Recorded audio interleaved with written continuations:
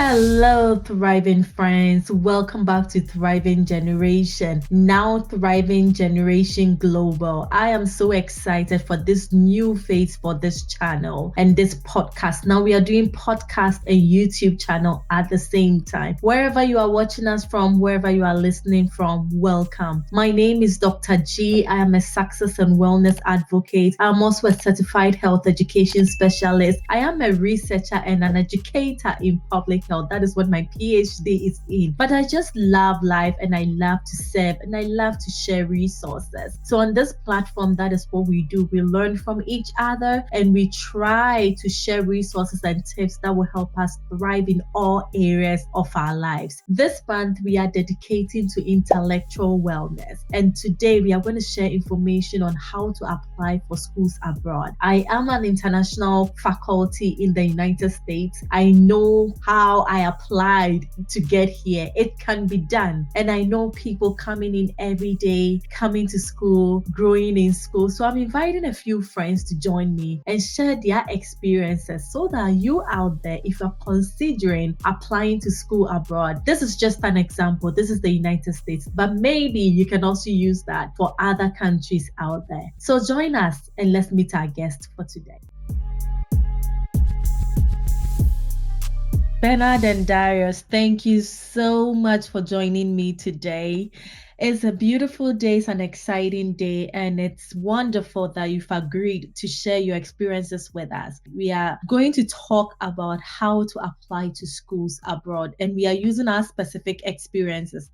We know that everybody's experience is different, the schools are different, the procedures are different, but we've heard that people are paying so much money for this same process. So we thought we would at least let you know how we did it and see if that can help you with your process, okay? So Darius, Bernard, please, if you can unmute and introduce yourself. Let's start with Darius. Can you introduce yourself and where you currently are, the program you are studying? That would be great. Awesome. Thank you so much, Dr. G. Beautiful greetings to your viewers on Thriving with Dr. G. I just heard you say Thriving Friends. I think that's a nice name. So, Thriving Friends, I'm pleased to share my experience with you today. My name is Darius, and I am from Ghana originally. So Dr. G and I will speak Chi, and then just like Bernard and everybody else. But I guess this goes beyond the borders of Ghana. I had my undergraduate in biochemistry and then also a master's in infectious diseases before applying for a PhD to come to UND. And so currently I'm here in UND and I'm doing a PhD in biomedical sciences. So this is just about a summary or something brief that I guess should suffice. But if there's any more to answer, you can just send the question and I'll gladly answer. And the question will be, what is UND? University of North Dakota. And I'm in the biomedical science program, which is under the School of Medicine and Health Sciences. Okay, so as you all know, I'm also Bernard. I'm originally from Ghana too, and I'm currently at the University of North Dakota in the Graduate Biomedical Sciences program. Prior to this, I completed my undergraduate in Physician Assistantship Studies, where I proceeded to work at the Infectious Disease Center at the University Hospital, KNOST, for a couple of time, and then I moved here. I came last January, so I'm just new here. Yeah, so I think that's all there is to know about me. Thank you, Bernard. So you are both from Ghana, you know. Yep. Yeah, Ghana. Thank you so much for agreeing to have this conversation with me. Back to Darius. Why did you decide to travel out of home for education? What motivated you to start looking for schools? All right, thank you so much. So I guess after my undergraduate training, during my national service days, I was a teaching assistant, and I did my service as a teaching assistant at the University of Ghana, Department of Biochemistry. And thankfully then, the West African Center for Cell Biology of Infectious Pathogens, which is in short WACBIP, had just started. And WACBIP was just like we have Noguchi and then Bernard's KCCR, we have WACBIP, and then WACBIP had started just a couple of years. And so it had whipped up interest in masters and then masters in infectious diseases and in biochemistry. And so it was a beautiful opportunity for those of us who were there then to become interested. I knew after my undergraduate that I was going to get into masters, I was going to get a PhD, and then get higher degrees. But which area I was going to do it in, I didn't know. Even though my interests have always been biased towards the health sciences, and so during the days of WAGBEP, I mean the early days of WAGBEP, WAGBEP was enrolling grad students in the PhD and then in master's class, and so that was where the interest started from. And then it grew. I knew that I was enjoying studying infectious diseases, and specifically I was working in the virology lab, and so we built a lot of interest around viruses. And then it was HIV, understanding specifically what we call latency in HIV. So it all started from there, and then the interest grew. Now, at some point, WAGBIP will always invite international faculty because WAGBIP was international. So we had international faculty coming from Cornell, from Sussex, from Edinburgh, from Yale, from Pittsburgh. And then most of the faculty, the resident faculty in Ghana had also trained outside. Okay. And so it was beautiful to see them train outside to come in with a different mindset. And if you watch the statistics of how many people got interested in grad school prior to their coming, you can see the vast difference. And so that was where the interest started from. Now, all of them had gone out to trade. So even though WAGBIP had a very beautiful program for people who wanted to train locally in Ghana, they exposed us to the international faculty. We started talking to them, and they said, okay, look, even though some of the science that you guys see us do can be done in Ghana, it's always a nice thing to have your training in outside. So that was where the interest started from. And then we said, okay, we're going to go out there to see what kind of science is done outside. Yes, it can be done in Ghana, thankfully to WAGBIP and Noguchi and then to KCCR. But for the purposes of having a different environment of training, one, and then two, having a more funded program, because biomedical science research in Ghana can be a bit boring and it can be frustrating, especially because most of the things that we use are sourced from outside, from antibodies to chemicals to reagents. Everything is sourced from outside. So you even have the money to order something. I mean, here we order something and within 3-4 days we have it.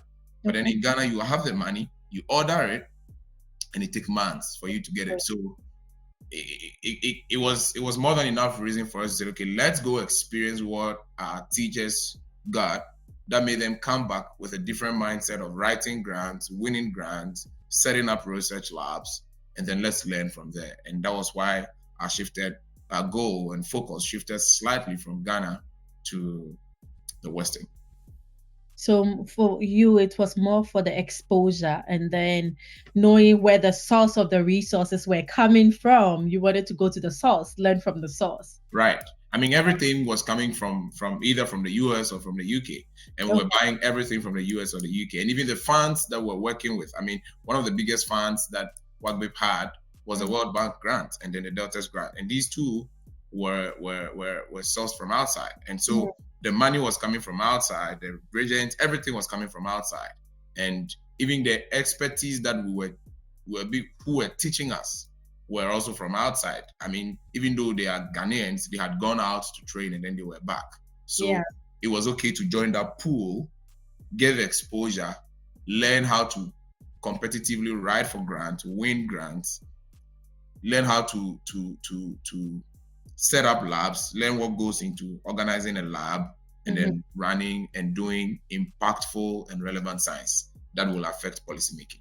I like that, impactful and relevant science. Thank you, Darius. Awesome. How about Bernard? What motivated you? Okay, so mine would be a bit of a deviation, unlike Darius, who had done a lot of basic science research all through his journey. For me, I was into clinical science, doing clinical practice. And then I just happened to, as fate would have it, I just happened to have met my then boss, Dr. Isiboatin, at the university hospital. He is the head of the infectious disease unit.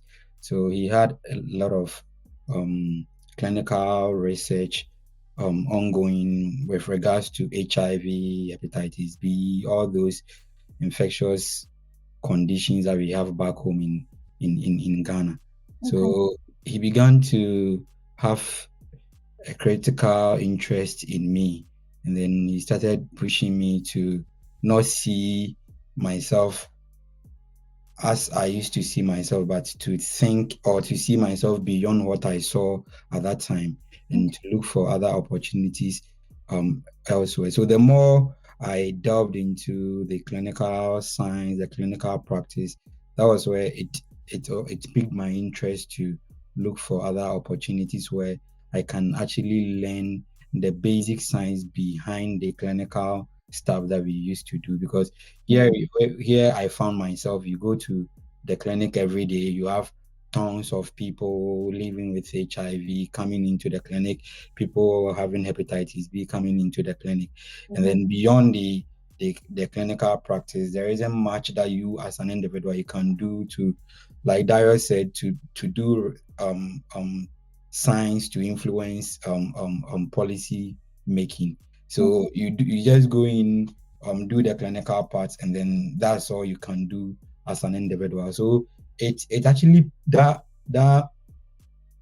sort of drive kind of pushed me into that direction to, okay, let me try and see if I can learn more of the basic science behind the clinical science that we do. And then at that time, I got in touch with a couple of the medical professors that used to visit the hospital, and then those that I knew from my church. And then most of them, when you talk to them, they don't even think twice. They will tell you, then start looking for schools outside. Start looking for schools outside, because studying outside will, one, put you on a pedestal to do more, and then also the kind of exposure in terms of the opportunities that bring to the table, they are vast. So I think that was, for me, that was the main motivation, that I had some kind of experience in terms of the clinical practice, but then I wanted more than just going to sit in the consulting room from Monday to Friday and just going through the mundanes that you used to do every now and then.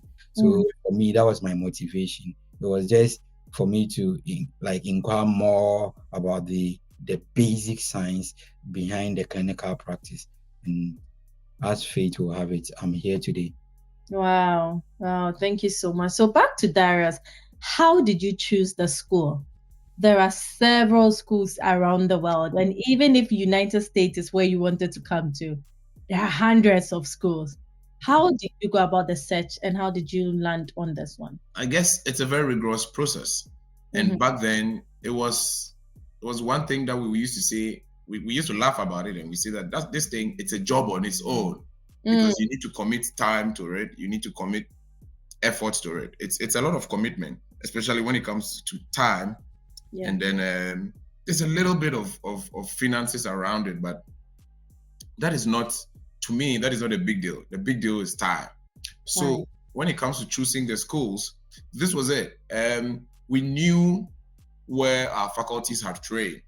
Somewhere in Pittsburgh, somewhere in Georgia State, somewhere in Freiburg, Heidelberg, Edinburgh. I mean, we had known.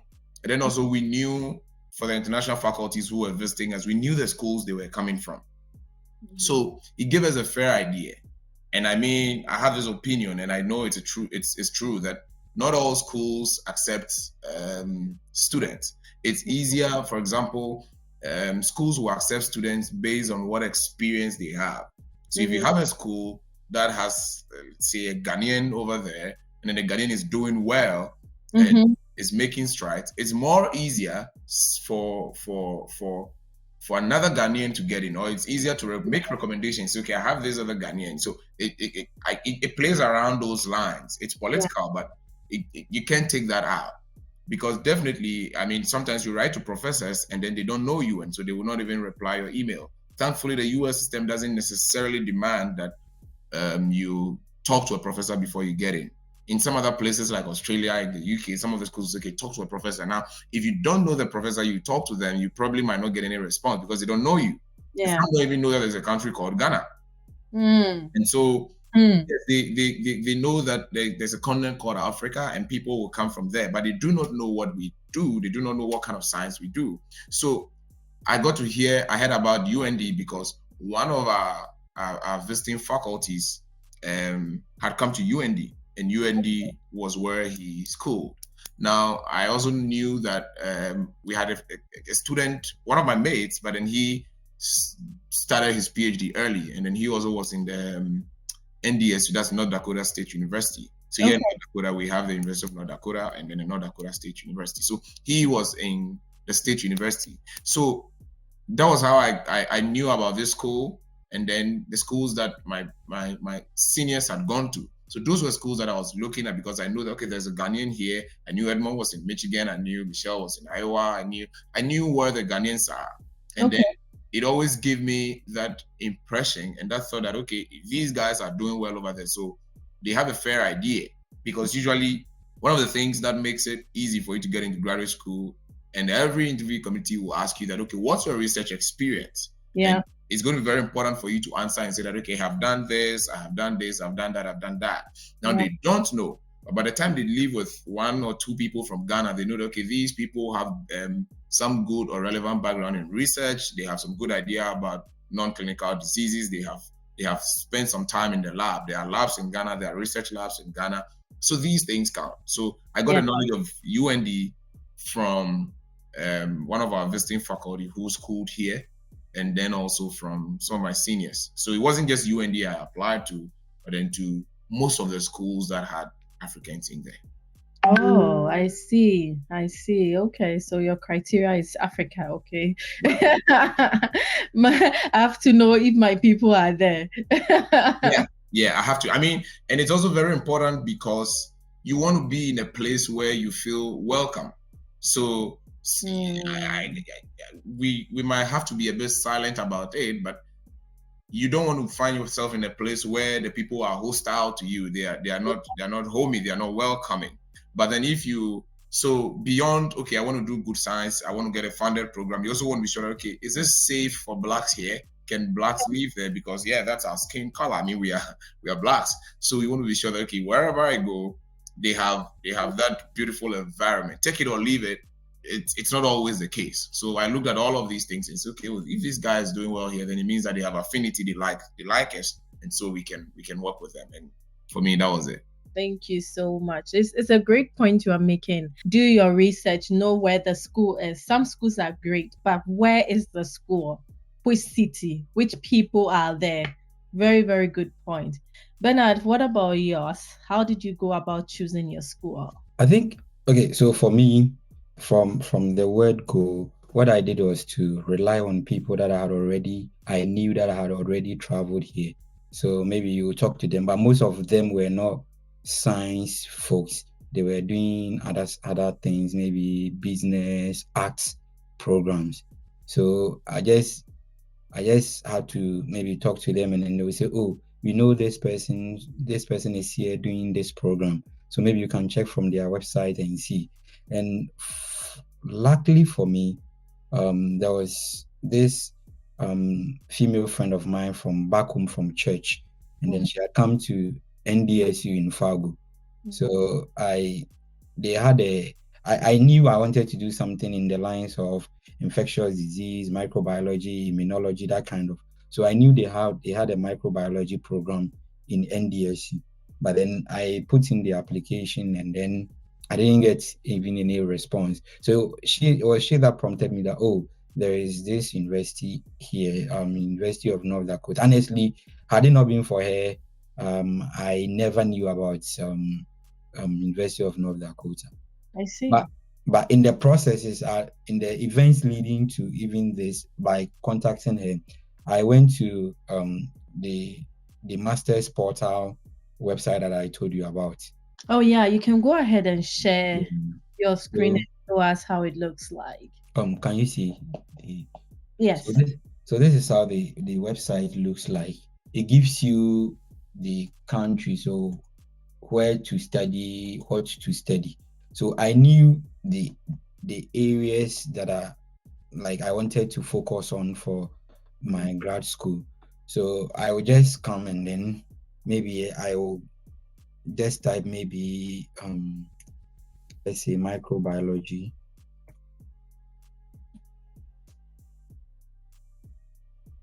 In United States. Hmm.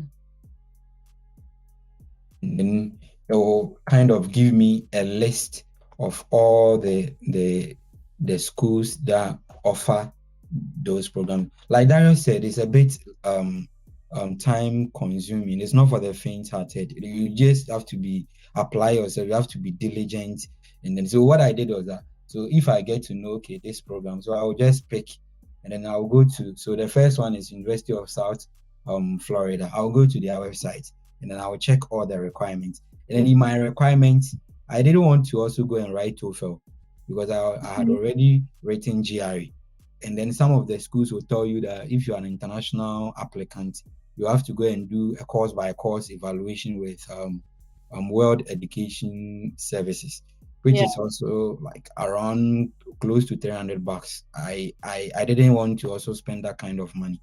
So based on this, and then with my own criteria and then the school's requirements, I was doing elimination by rough tactics. So this school I won't apply because they are going to require me to write TOEFL and also do a course by course evaluation. And then one other thing that was so important to me was the funding, because I wasn't in a position to fund myself, or maybe you're not going to write to Ghana Scholarship Secretariat if you do not know anybody over there. The way back home things are done, if you don't have anybody deep in there to connect you to get the funding, then that means you have admission, you cannot come. So I was also critical on that. So I will make sure that I will send the graduate coordinator an email to find out that whether there are graduate teaching assistantship or graduate research assistantship positions for admitted students. So I did it, and then I can, if I'm to go back to like a year or two ago, and then my inbox, I'm to open it now, like it's just schools, and then it's the same format of email I will send to them, and then even if it is stated at their website, I want clarification from the graduate the admissions director. So I will ask about whether Ghanaians, I don't even ask Africans, I will ask whether Ghanaians can waive the English requirement, because English happens to be our official language. Yeah. I also ask about whether they give tuition waivers in the form of graduate assistantships. So these were the two critical questions that I was asking them, and whether they offer rotations, because some of the programs, Darius initially spoke about that you have to contact a professor before you can even put in your application. So you send the professor an email, they do not know you, and then some of them and then Dr. G, you know this, you receive tons of emails in a day that sometimes by the time, because of time difference, maybe I wake up at 9 in Ghana and I get the professor over here an email, and then there is a time difference of 6 to 5 hours. So by the time he or she wakes up, he or she has about more than 20 emails that have come in, and then they have come to push your email further below. So they might not even see your email in the first place, and then even if they see, they don't even know you to even begin a conversation with you. Yeah. So I was also sure, because that it's so frustrating when you send an email and then you don't get any response. It looks as if they've ignored you. So I went through that phase of my application process. So I told myself that I'm going to focus on three cardinal things. They offer funding in the form of graduate assistantship, and then would they give me tuition waiver if I'm admitted? Would I have to get would I be able to get the TOEFL requirement waived because I'm coming from Ghana? And then the third thing, would I have to contact a professor before I can put in my application, because if no professor tells you to apply and then you put in. So I think that was what happened to me for the NDSU.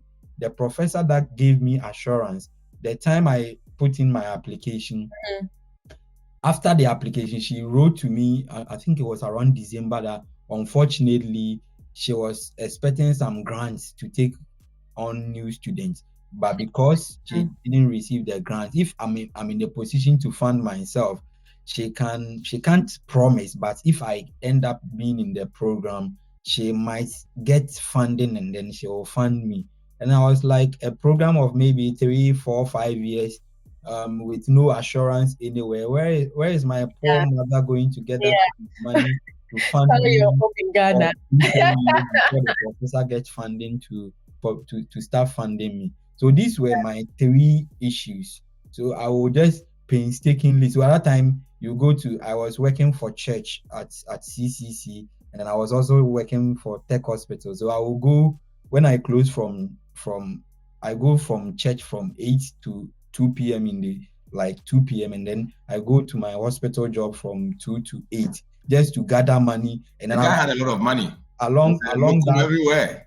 Around that same time, I was doing a bit of locums here. Exactly. Gather money for the application process. And in the night, when I get home by 8, I will sit behind my computer and then I will painstakingly. I had a notebook just for admission applications. So I will write them down. So if it is NDS, what are the requirements that the graduate admissions director told me told me, and then when is their deadlines? Because when you apply and then the deadline has passed, they will end up reviewing your application. But then if there are funding opportunities available, they will consider the people that applied prior to the end of the deadline. Before they end up considering you. Because it happened to me. I applied to one school, University of Wisconsin, La Crosse. I had the admission offer, but then because I put in my application late, they told me that they had considered the people for funding already. So if I can come in the following year, because I'm already in the program, I will be given priority. So that is also another thing that people should also look at. So I was clear in my mind what I wanted, and then there are about more than 5,000 higher degree awarding institutions in the US. So if one door closes, I just move on. I close the chapter and then I move on to other school. And then I made sure I painstakingly sent these emails to the graduate, the admissions directors. And then that was how come UND was the last university I applied to, because I had already received admissions during the COVID year, but because of COVID, I couldn't come, so I had to defer them. And then those ones had come in, I think, around December. So UND was the last application that I did. That one was even my boss that pushed me, and then that female friend that I said that she was at NDSU, and they said, "Oh, let me just try," because I think the application fee was around $35. By that time, I could afford, because I had been doing $95, $100, and then most of them you will not hear anything from them.